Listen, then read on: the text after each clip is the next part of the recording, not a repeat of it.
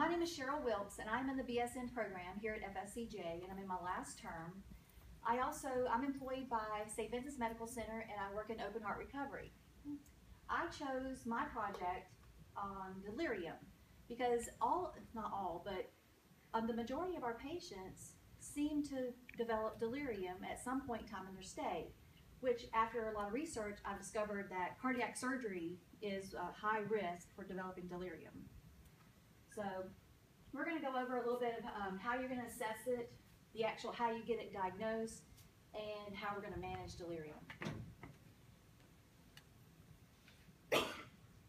Our objectives today is who is at risk for developing delirium, recognizing the symptoms of delirium, because that's, as a nurse, that is your assessment. If you can't recognize that you've got a problem, you can't do anything about it. Describing the assessment tools that we use to identify delirium, and then we're also going to list 3 non-pharmacological interventions for preventing and treatment of delirium. Okay, the definition of delirium is a disturbance in the consciousness and a change in cognition that develops over a short period of time. Remember that, short period of time. And that word actually is a Latin word that comes from delire. And usually, the good thing about delirium is it's usually transient and it's reversible. So why is early diagnosis important? Anybody know? What would you think? Prevention. Well, prevention, and sometimes you can't really prevent it because it's going to happen, but if we can figure out what's going on quickly, we can try to, take care of it immediately and get the treatments or the medication started. Many people don't know that delirium is actually very serious, and it is a contributor to the morbidity and the mortality of patients. Obviously, we can't let patients go home when they're out of their mind, so it causes longer hospital stays.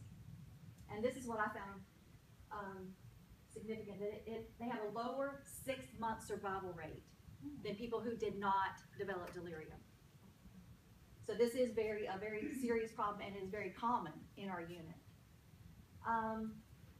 Also, the patient there's different varying levels of delirium. And also these changes in their cognition can last for months to years after they're discharged from the hospital.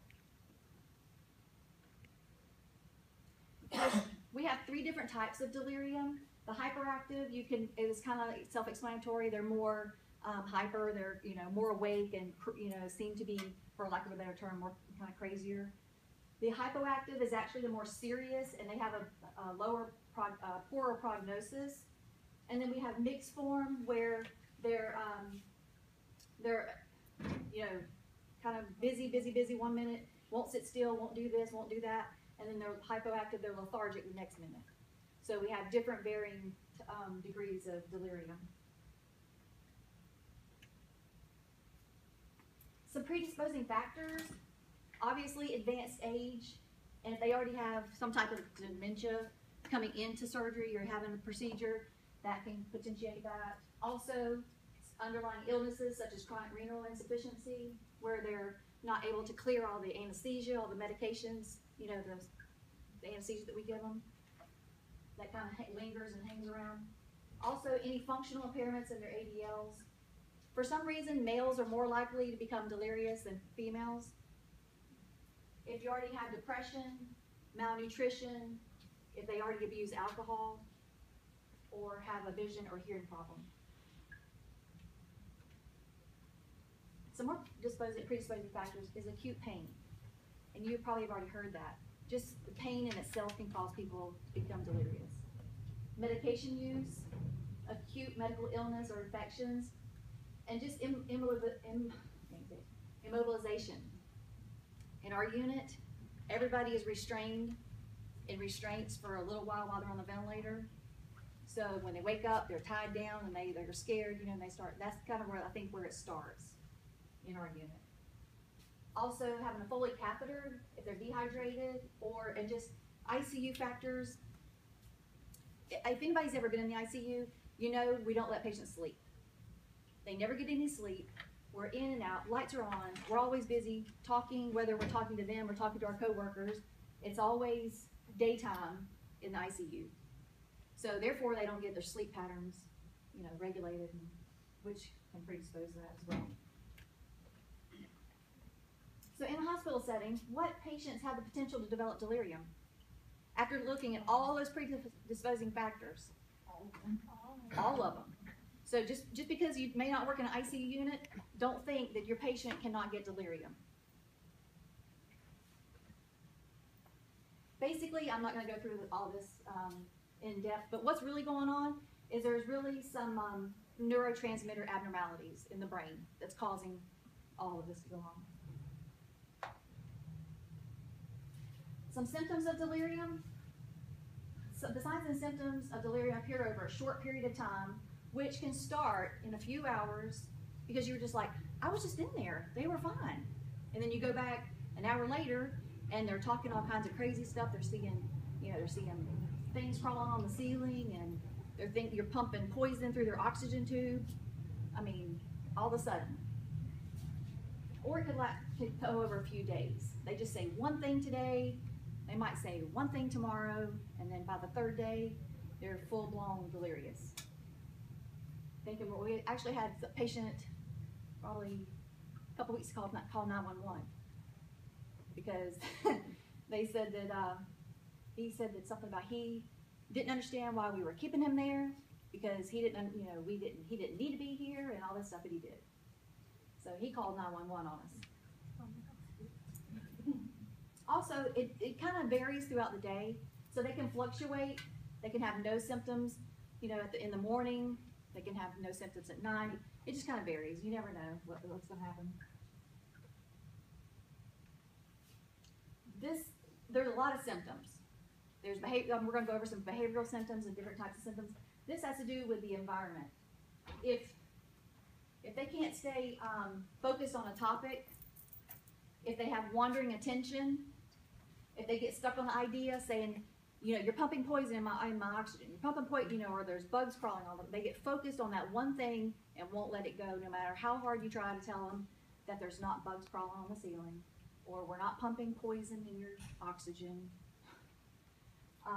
They're also easily distracted by unimportant things, and also if they're really kind of withdrawn, don't want to participate in any of their care. If they have a really poor memory, if they're disoriented, they don't know what time of the day it is, they don't know where they are, who they are. They have difficulty speaking, they're rambling on. We're not really going to have people trying to read or write in ICU, but and maybe in other units if they have trouble, where they would normally want the newspaper first thing in the morning to read, and they start having, they can't read it or uninterested in that. Here again, talking about seeing things that don't exist. This is the one we see the most. They see things, they're restless, they're agitated, they start getting combative, trying to hit, kick. And all this has to do with disturbed sleep habits because, again, we don't let people sleep in the ICU.